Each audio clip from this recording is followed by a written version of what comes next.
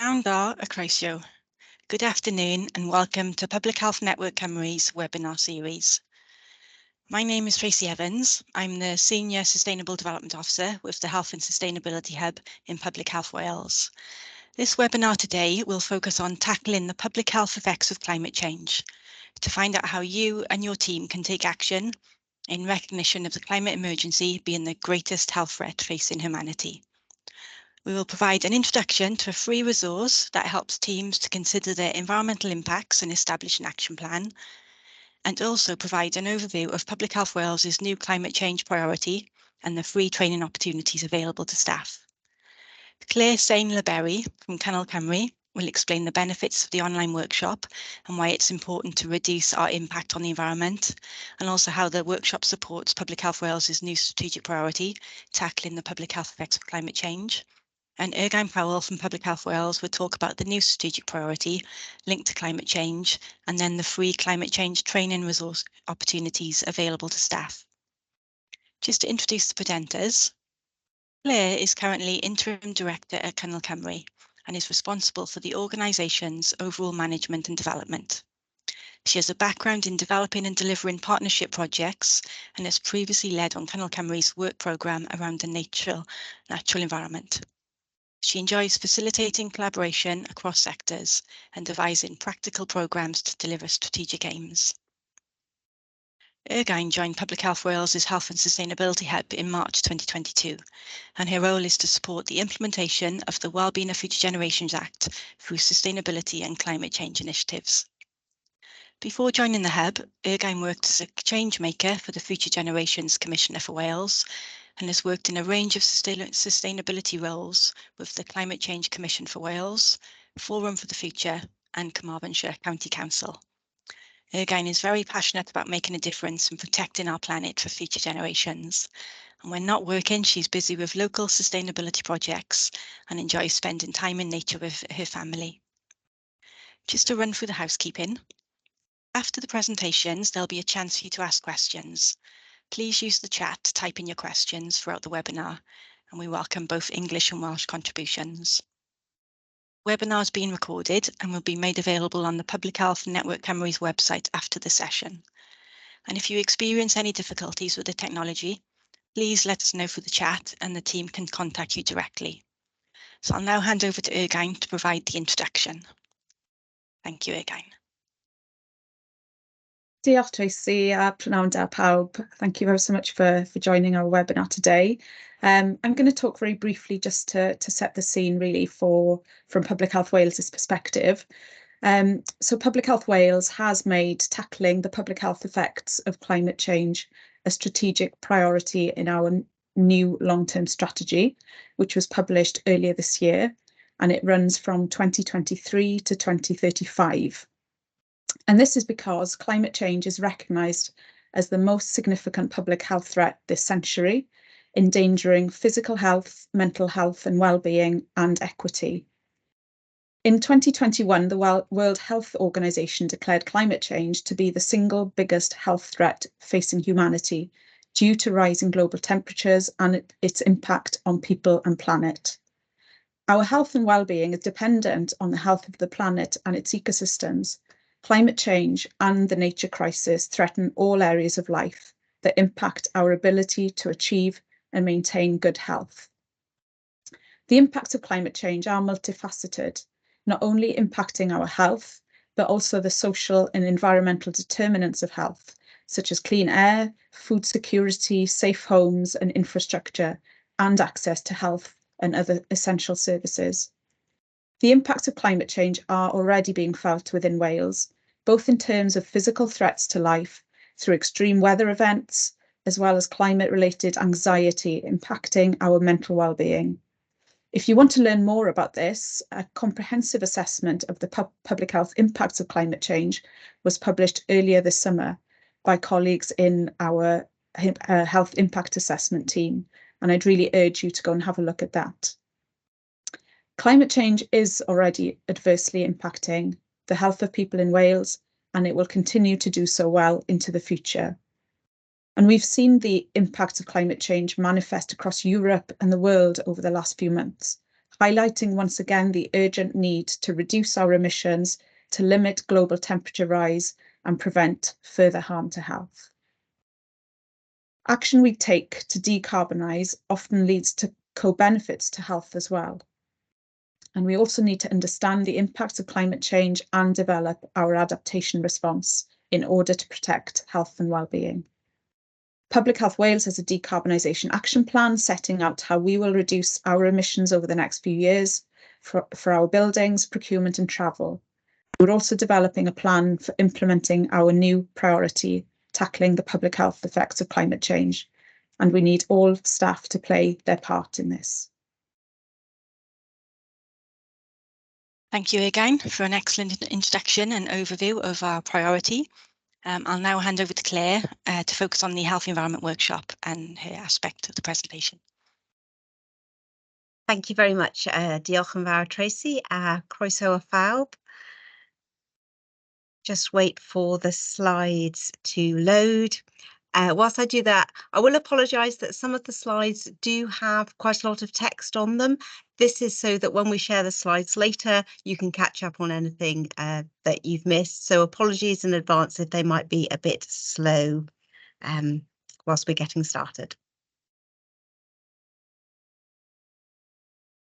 Okay, so we are here today to talk to you about the Healthy Environment Workshop, which is a ready-made and free-to-use resource and toolkit featuring everything you need to run a workshop, with the target participants being public sector teams. The ultimate goal of these workshops is to establish and monitor an environmental action plan for the teams that are taking part. All of the resources and instructions that you need to be able to run the workshop are available in a downloadable toolkit to make it as easy and widespread as possible. This workshop was developed by Cyngor Cymru Sustain Wales, my organisation, and Public Health Wales Sustainability Hub to encourage behaviour change and enable staff to support Public Health Wales to achieve its environmental commitments.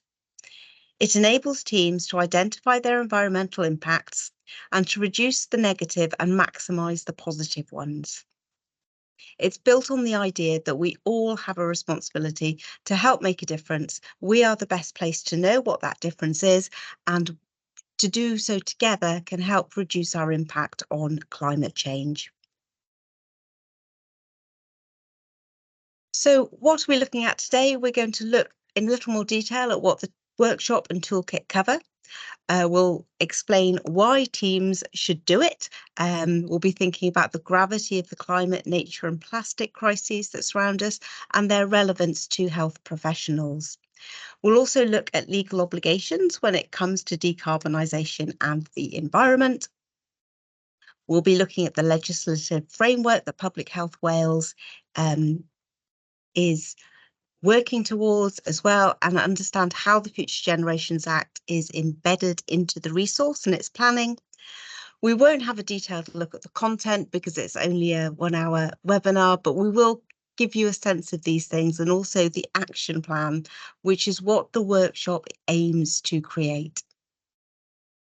Whether the information is going to make you feel inspired or intimidated, or maybe a bit of both, we'll also be looking at how you could run a workshop for your own team and about the 3 Train the Trainer facilitator sessions that we're running towards the end of this year, which can help you do this.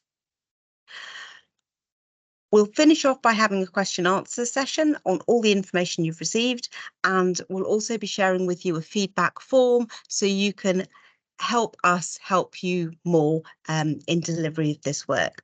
So we'll try to squeeze that in at the end, and if you don't have time, there will be some time. Obviously, you can fill it in after the webinar. Okay. So, as explained, the Healthy Environment Workshop is a free-to-use, user-friendly workshop and toolkit for the public sector to help establish and monitor an environmental action plan.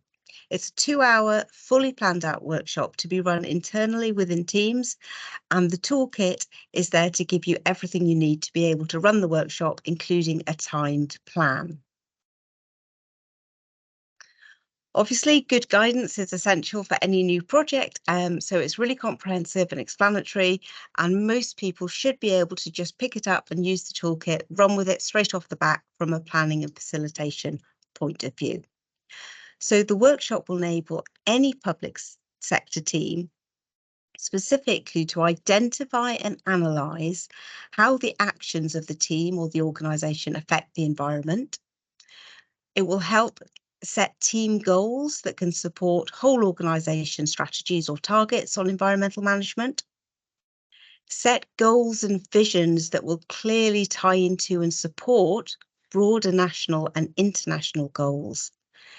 And it will help develop practical actions to move from where we are now to perhaps where we all need to be.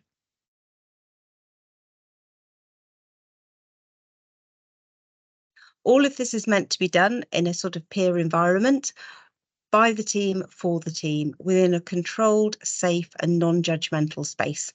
We'll touch a bit on how that environment can be created and fostered in a later slide. So Ergine already gave a really great introduction as to why teams should do this. I'll run through a few of the extra reasons as well. We have all lived through the COVID pandemic. It's still in recent memory, and it's not the last pandemic that we are likely to face, unfortunately. So we have seen how new and emerging diseases can be enabled or facilitated by climate change. And combined with declining ecosystems and increasing human-wildlife interaction, the prediction is that this will happen again. We also know there are very definite links between climate and health, of course. Ergine gave you some examples at the start about how the climate impacts on the social determinants of health.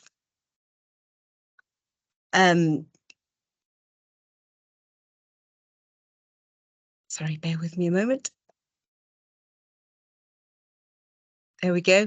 But on a broader level, quoting the World Health Organization figures, between 2030 and 2050, climate change is expected to cause approximately 250,000 additional deaths per year from things like malnutrition, malaria, diarrhea, and heat stress.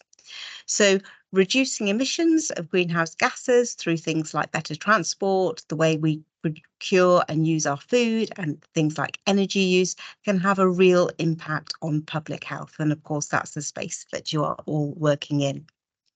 We know we have a climate emergency. It's been declared by the Welsh Government alongside many other public bodies.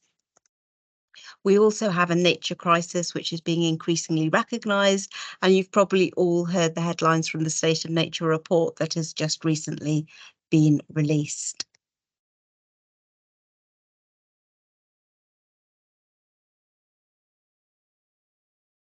Unfortunately, we also have a plastic waste emergency. It's not to say that all plastics are bad. It is an incredible substance, and very often it is essential, particularly in your line of work, and to prevent contamination. But at each stage of the plastic production, use and disposal process, there are related greenhouse gas emissions, and therefore, if we can reduce use, we reduce those emissions. And if we can avoid waste, that is better for all sorts of environmental reasons. So whilst there are these external drivers to help us maintain our planetary integrity and fight against climate change, we also have a legal obligation. So tackling public health effects of climate change is one of the 6 strategic priorities in Public Health Wales's long-term strategy.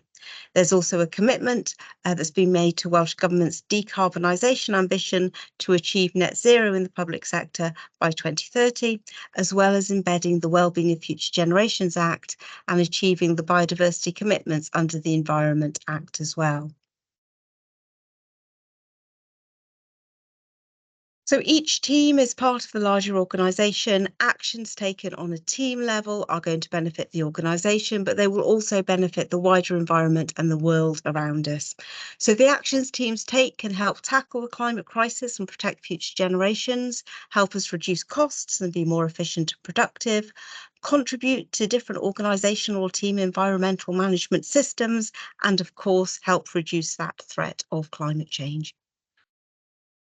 So there are plenty of reasons why teams should do this, and we hope it will help you get your teams on board. In terms of when we're running the workshop, obviously it's only 2 hours. We don't have time, or you won't have time to go into all the details of the very complex relationships that exist between nature and climate. So we focus on 3 main themes. Decarbonisation. So very few of us feel like experts in climate science, and we don't need to be, but there is a lot of disinformation out there. There are huge information gaps that the workshop can help us fill. We'll also look at the ambition of zero waste and explore plastic pollution, and if there are things that we can do to help reduce that. And of course, but the biodiversity crisis as well, looking at all the roles in the ecosystem services that our biodiversity provides and what we stand to lose if we can't retain the intactness of our ecosystems. There is a 4th theme that sort of runs throughout. It's not identified as something separate, but we interweave also the theme of climate adaptation, which is both something that we need to mitigate climate change, but also to protect us against it. So for an example that everyone is familiar with, flexible working arrangements that have sort of blossomed since the pandemic to reduce travel emissions could also make the team more resilient if flooding and other extreme weather events prevent team members from reaching an office, for example. Similarly, creating more green space for biodiversity would help keep buildings cooler by providing shade, reducing the urban heat island effect in the summer, and help channel surface waters down through root systems, reducing flood risk. The workshop therefore aims to help teams think about how all these different themes interrelate with each other and where they fit with individual roles and organisational responsibilities, with the ultimate aim of producing a work plan that will decrease negative and increase positive impacts. Why these themes? Well, as Ergine highlighted and as I've just sort of explained, we are facing emergencies in each of these areas, but these 3 themes are, of course, all interlinked. So an unstable climate affects biodiversity by affecting habitats, migration patterns, plant life cycles, things like that. Plastic production is linked to climate change, primarily through production, but also waste and along all of its life cycle. And of course, the waste may be made even more prevalent by extreme weather events and flooding, and cause all sorts of problems for our natural world. The World Health Organization declared climate change to be the single biggest health threat facing humanity. And of course, many governments have taken that on board by declaring their own climate emergencies. Welsh Government did that in 2019. As an organisation, Public Health Wales currently plays a key role in a number of areas to address climate change. And directorates across the organisation, of course, are delivering key work to lead and support the public health system. We recognise that climate change is a huge problem affecting public health in Wales and, of course, globally. A climate change programme board has been established to develop the organisation's coordinated approach to climate change, which builds on a lot of the great work already happening and helps the organisation define its leadership role in the public health space. Tackling public health effects of climate change is one of the 6 strategic priorities in the organisation's new long-term strategy. So by doing this workshop and helping get more teams on board, that will help enable a really robust whole organisation response. Public Health Wales also developed and approved its decarbonisation action plan in 2022, which sets out key actions and strategy to support the journey to become net zero. This is something that everyone can get involved in on an individual, team and organisational level to ensure that the organisation helps achieve Welsh Government's ambition of a net zero public sector.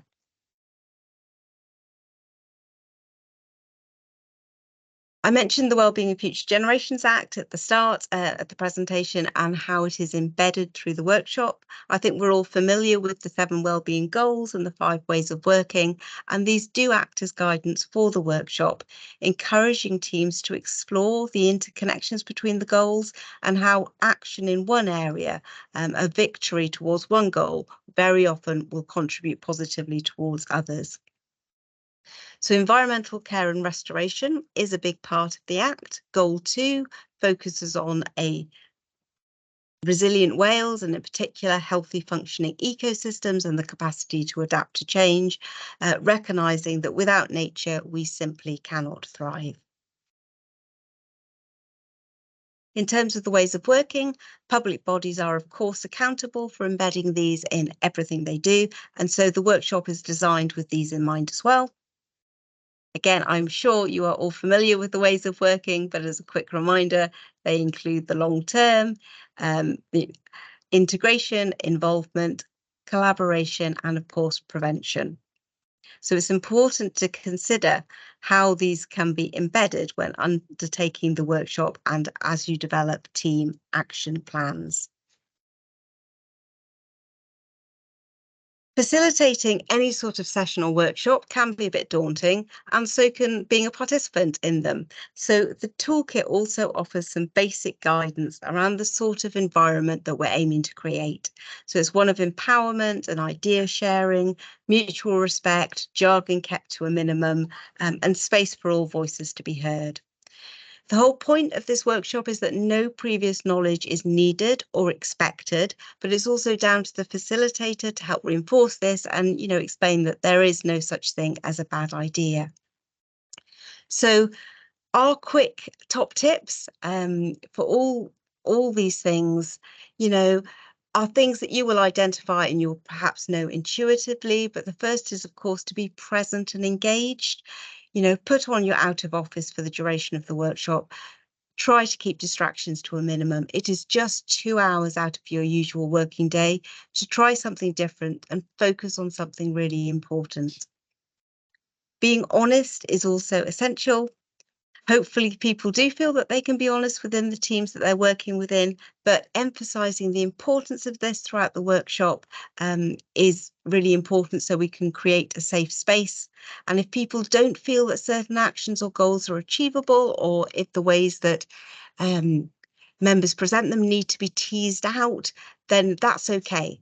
It's better to start, and that can only happen if people feel empowered to share ideas and to speak honestly. In terms of ideas, few of us have perfect ideas at the start, so these don't have to be fully formed. Contributing things that come to mind can spark a more formed idea in someone else's mind, and it can be the first step in a more long-term plan. And we encourage people to sort of listen constructively as well. Whenever we run workshops on climate change communications, we put a real focus on active listening. So that's obviously listening to understand rather than just sort of respond as quickly and confidently as possible, trying to really hear what people are saying and the potential fears or hopes or motivations behind that. It does require a slowing down of dialogue and perhaps changing the way you think, but we find it to be beneficial. The rest of the advice that we will cover in this session is sort of more practical than cultural, I suppose, but hopefully that paints a picture of the type of workshop that's been created, and you can perhaps see yourself in that role of trying to deliver it. The workshop is action focused and it looks at action in different levels. So we've also included these bullet points to help you understand how the workshop is framed. So it will encourage us to explore and identify actions linked to our personal responsibility, how the whole team can act, perhaps providing an example to others or making use of others' best practice. It also presents climate change and helps people identify and understand that action on climate now is a core component of Public Health Wales legal or voluntary compliance practices. And we want to encourage advocates and innovators, trying to go further than just the minimum, because we recognise that unless we get everybody's ideas and expertise and knowledge, then it is very difficult to make the sort of transformational changes that are needed. As mentioned at the start, the ultimate aim of the workshop is to produce an action plan. And so the toolkit provides instructions for how to put this in place, and of course, a template, which looks like this. You will be able to familiarise yourself with this and all the instructions as part of the toolkit before anyone has any thoughts, obviously, about volunteering to facilitate. But this template aims to enable teams within organisations to identify the specific environmental impacts for which they are directly responsible, identify actions within the organisation's current environmental management system to which they can contribute, help teams explore and understand the links between their actions and the things that have just been mentioned. So the Wellbeing of Future Generations Act, those 7 goals, also any organisational responsibilities under the Environment Act, information of which will also be shared. Help us all identify and take responsibility for the way our behaviours and choices have an impact on the organisation's environmental responsibilities and, of course, the environment more generally. The aim is to agree short, medium and long-term actions that will improve the team's impact on the environment, centred on the enthusiasm, motivation, knowledge, know-how and expertise of the teams themselves. So it's not about preaching or telling people what to do. The aim is to motivate and enable teams to take control of their environmental impacts and work towards more positive outcomes. We also want and we explore in the workshop, how can we go further? We don't want to fill the action planning template with things that are actually already being done. So there's also guidance about how we can perhaps inspire or motivate people to come up with new ideas, taking ideas further, borrowing things from other people, maybe seeking to influence other people as well.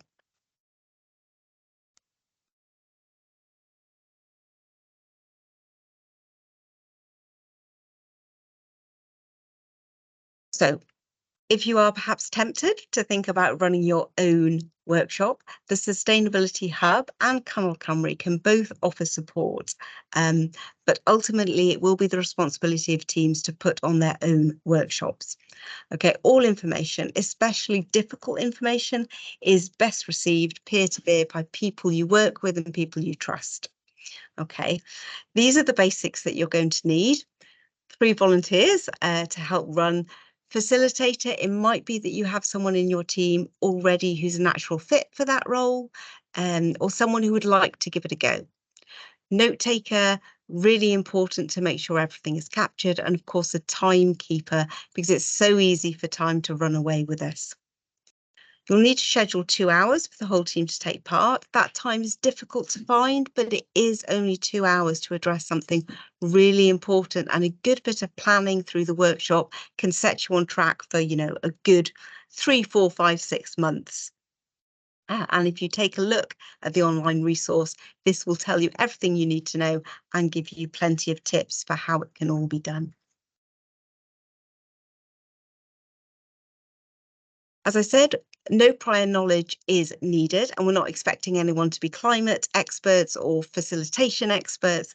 There are things that we can do to help prepare both ourselves as maybe facilitators and the other people attending, just so we all have some background understanding. So we have shared 3 video resources to watch in the 2 weeks leading up to the workshop. And of course, you can have the toolkit and familiarise yourself with this, and perhaps work as a team with your note taker and timekeeper to help plan and feel really confident about what you want to do. We're also offering some Train the Facilitator workshops, which are aimed at improving confidence. Many of you will have facilitation skills. We won't reinvent the wheel, and we know you have great resources and support within your organisation.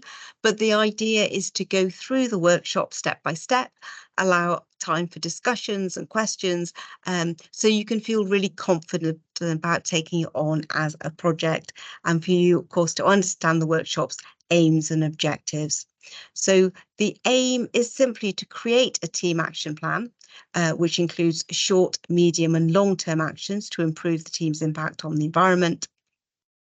And within that, there are several objectives around helping people understand all those interconnections that we've talked about, identify specific environmental impacts for which people are directly responsible, enable teams to identify actions within the current management system that they can contribute to, and of course, how we are all working together to deliver those goals and ways of working of the Future Generations Act. I'm really sorry that this is very small text, but the slides will be shared afterwards. The workshop is about creating that action plan, but of course follow through is the important thing. And we'd really like people to commit to a long-term process of continuous improvement. So this means that you can adapt the action plan template provided for the workshop to suit your needs. You may prefer to use something more complex if you have lots of individuals or lots of different roles. We want you to come up with a system whereby you can monitor, record and celebrate the implementation and achievement of actions and goals. And we also really encourage you to repeat the workshop. So it's not just a one-off process, it's something that can be embedded within your team's work plan. And again, that point about linking in with existing environmental management systems or staff, so you understand how your work is making a difference to what they are doing and also how they can support you in turn.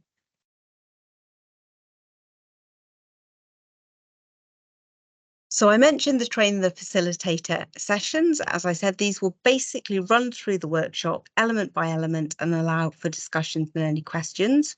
So this is why the session is only half an hour longer than the workshop itself, as it follows the same pattern so you can experience it yourself, but with that instructive narrative and opportunities for questions. So it prepares you to facilitate, but the idea generation and the outputs will obviously come down to you and your team. It also offers a section on confidence building, because for some people this will be their first time at facilitating, or perhaps certainly the first time they are doing something in this field. So those are the 3 sessions that we will be running, and we look forward to welcoming as many as you as possible, and we really do encourage you to sign up. It is a great experience to participate in the workshop, but also to facilitate it. And as I said, the toolkit really is comprehensive and it is designed for people without prior knowledge to be able to pick it up and run with it, feel that they're making a difference to something really important. I'm going to hand over to Ergai now to talk about other free learning opportunities within Public Health Wales, but there will be an opportunity after that to ask any questions and have a bit of discussion about the workshop or anything that I have presented as well. Thank you.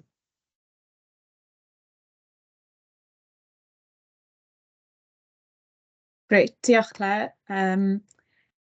Yeah, I've just got a few updates to give whilst you think about any questions or any queries that you've got linked to the information that Claire's just shared. As we've mentioned a few times, climate change is a new priority for Public Health Wales, and we need to help all staff understand what this means to them in their roles. So over the last few years, the Hub has been developing lots of resources to support this, including the Healthy Environment Toolkit that we've just been talking about. We've also been developing an approach to building capacity within our organisation so that colleagues can access a range of learning and development opportunities on climate change. This will help them to understand the big picture, why climate change is also a public health crisis, and what they can do in their teams to take action. What we want really is to develop climate conscious public health practice so that we can make climate change a part of everyone's work. So to date, we've delivered a range of things. We've delivered carbon literacy training and development sessions on climate change for around 100 staff, including our board and execs. We've got the healthy environment facilitator sessions coming up, as Claire mentioned, over the next few months. And we're also promoting free learning opportunities for staff. So these are really essentially in 3 different levels. So the first level is really introductory. If you're new to climate change, you've only got maybe 45 minutes or an hour, to spare to learn about it. There are actually a range of e-learning modules available on ESR. There's a new one called Achieving Net Zero in Wales that was developed towards the end of last year. And this is an introductory course around climate change, net zero and the effects of climate change and how different health boards are responding to that. There's also a global citizenship e-learning resource that was developed a few years ago by our international health colleagues. And that includes 6 modules with a core module and then 5 deep dives, one of which is on climate change.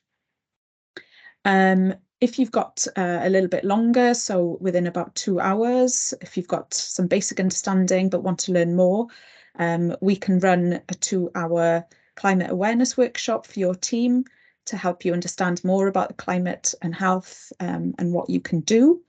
We're also able to provide support in the healthy environment workshop that we've been talking about today. And then if you've got even more time on your hands and you're keen to do more, there are other opportunities available through HEIW. They're providing training at the moment under their Climate Smart Champions initiative. So you can access an introduction to sustainable healthcare training, which will take about 4 hours to do. And you can also sign up to attend training sessions with the Centre for Sustainable Healthcare. So we're happy to share links if you're interested in any of those opportunities.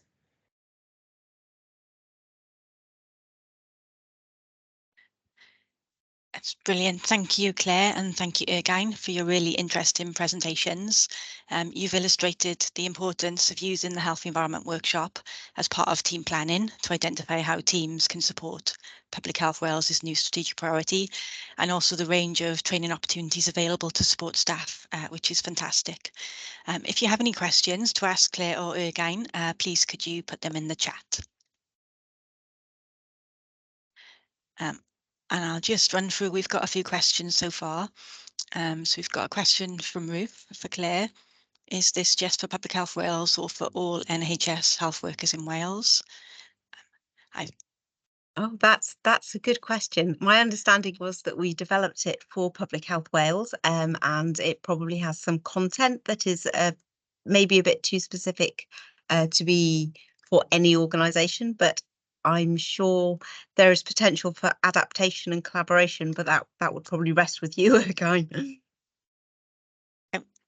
And sorry, Claire, I was just going to add, although we developed it for Public Health Wales staff, it's actually suitable for all public bodies and probably can be adapted to be used by health workers in Wales as well, just with slight maybe tweaking of some of the content that's discussed during the workshop. So yeah, I agree, could be adapted.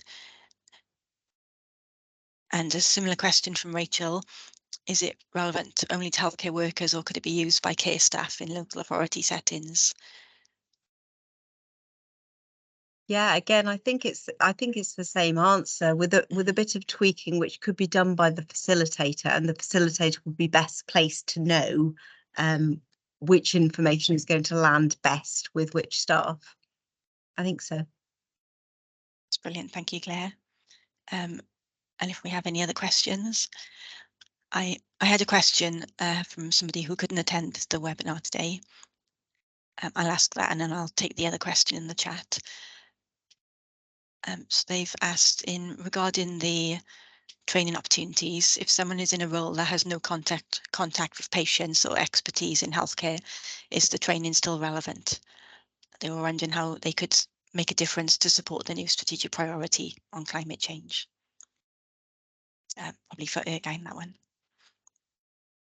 Sorry, Tracy, can you just repeat the end of that question? I was looking at the questions in the chat. I got distracted. Yeah, certainly. So they said if someone is in a role that has no contact with patients or expertise in healthcare, is the training still relevant? They were wondering how someone in that sort of role can help make a difference to support the new strategic priority on climate change.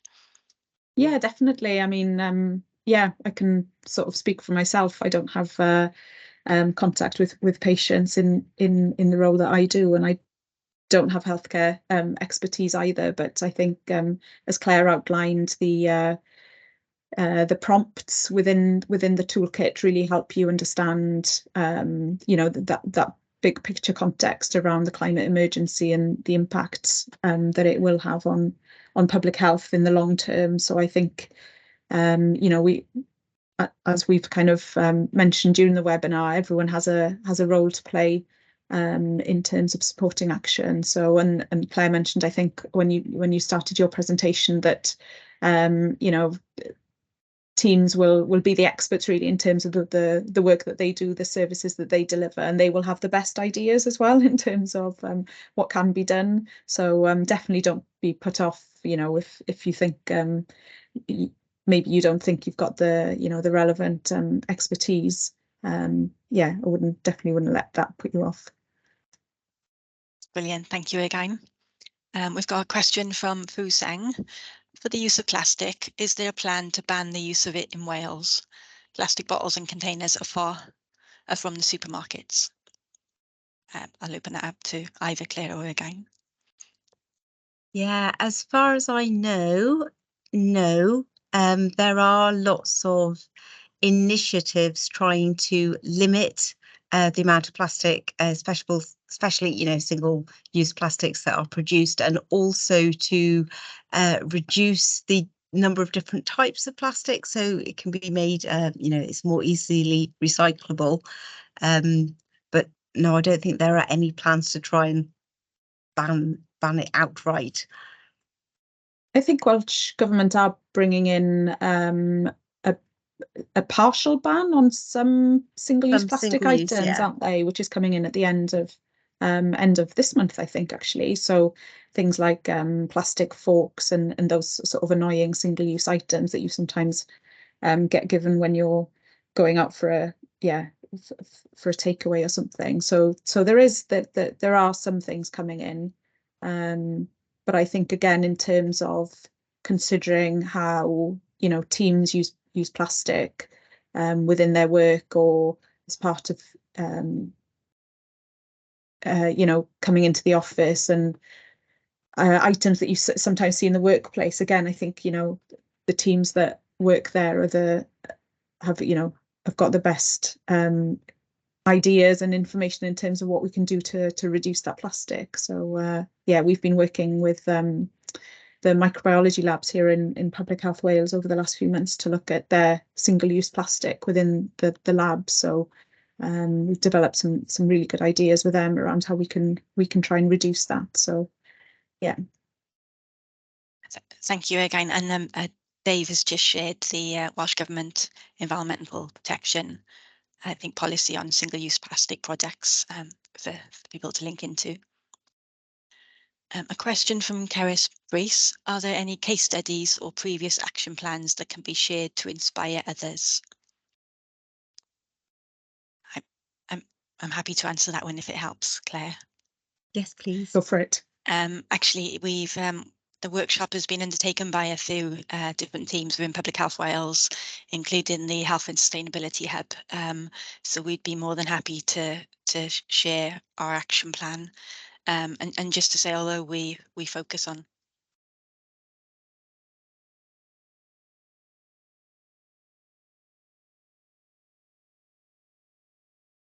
apologies, I think I lost connection then, but I'm hoping you can hear me again. Maybe have a thumbs up. But yeah, we're happy to share our action plan, and although we work in the sustainability field, actually the working through the workshop actually highlighted some sort of actions that we could do as a team, and it supported our development of the annual work programme. So we found it, very beneficial to look at what we could do to reduce our impact, even though it's part of our work area. So yes, happy to share those.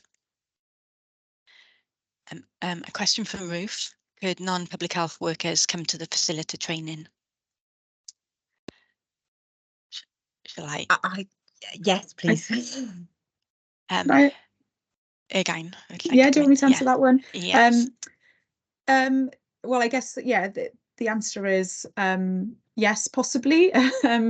The idea is that obviously we want to encourage Public Health Wales colleagues to attend the facilitator training, and we'll prioritise spaces for Public Health Wales colleagues, but more than happy to allow other health board representatives to attend the workshop. So I think the idea would be to contact our mailbox. We can put a link to the email in the chat, can't we?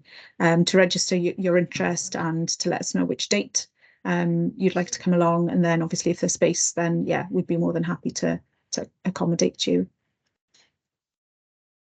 Thank you again. A question from Suzanne. Really interesting, thank you. I'm here with some of my team, staff wellbeing from Hywel Dda. We're considering how we make changes as a team and also to reflect on our role as agents of change. Would this workshop be suitable for us to possibly adapt? And I'll open up to both Claire and Ergine. Yeah, I think it's the same answer really, that yes, definitely. The workshop, we did put a lot of time and effort into developing the workshop together and really thinking through how it can meet different teams' needs. So I think everyone would love to see it being used as widely as possible, and adapting it to make it even more targeted and focused for different audiences would be great. Can I just add to that? I think, yeah, really interesting that you're using the term agents of change, because I think, we could all be doing more really to highlight maybe the actions that we are taking as individuals and teams to show the difference that can be made. So I think one of our hopes with promoting the Healthy Environment Workshop and arranging the training over the next few months is that we do manage to capture lots more examples and case studies of teams that are using the toolkit, of teams that are developing action plans and highlighting actions that they're taking. And obviously we can compile those and share them with back with colleagues and obviously share them with our execs and board higher up as well. And I think for them to see that teams are taking action and trying to make a positive difference, I think that that's a really positive thing. So Brilliant, thank you both. And somebody who couldn't attend has also asked, is there an opportunity to shorten the workshop? 2 hours is a big commitment to include in a team session. And just to add, and it might be similar to what you've answered, they also asked how easy is it to adapt for an in-person session rather than online? I'll open that to Claire again. Yeah, I mean, first of all, to adapt the workshop is very easily done, and probably you will get a better response. It's always better to get people around a table with a flip chart writing things down than, it can be difficult to do online. So face-to-face interaction would be great. You can do sections of the workshop. You can do it section by section if you want to, say, run it throughout a series of team meetings. It's up to your individual teams, I suppose, and the facilitator about, are you going to lose momentum, or is it in fact it might be beneficial to set out some ideas and parameters and then you reflect and then you come back. I think it does depend on the team. And we do appreciate that people are under so much pressure and there are many priorities that everyone's doing in their day jobs, that this might seem like an add-on, but we're really hoping that it helps give people the tools to just integrate this, and perhaps by having a chunk of time that, yes, you're sitting there thinking about the climate crisis and biodiversity and zero waste, but it might help enable different ways of working that deliver benefits in other areas, that might save time, further down the line. just to add to that quickly as well, I think inevitably there's a bit of effort needed up front to kind of familiarise yourself with you know, the resources and the toolkit and how it all works. But hopefully once people are familiar with that, actually, you know, running through it and then picking it up again in 6 months to sort of review the actions, you know, hopefully that'll just become easier and easier as time goes on. And as Claire mentioned, a lot of teams are going through planning at the moment in terms of their IMTPs and thinking about priorities for next year. We'd really love teams to be using this toolkit kind of alongside that planning cycle to see where some of their you know, work can kind of be enhanced really with some kind of commitments, you know, to support the climate change and biodiversity agendas as well. Having just said that we do appreciate and recognise how many millions of things everyone's got on their to-do list, I can see Marie's just posted an evaluation form for the webinar, which is really important to fill in.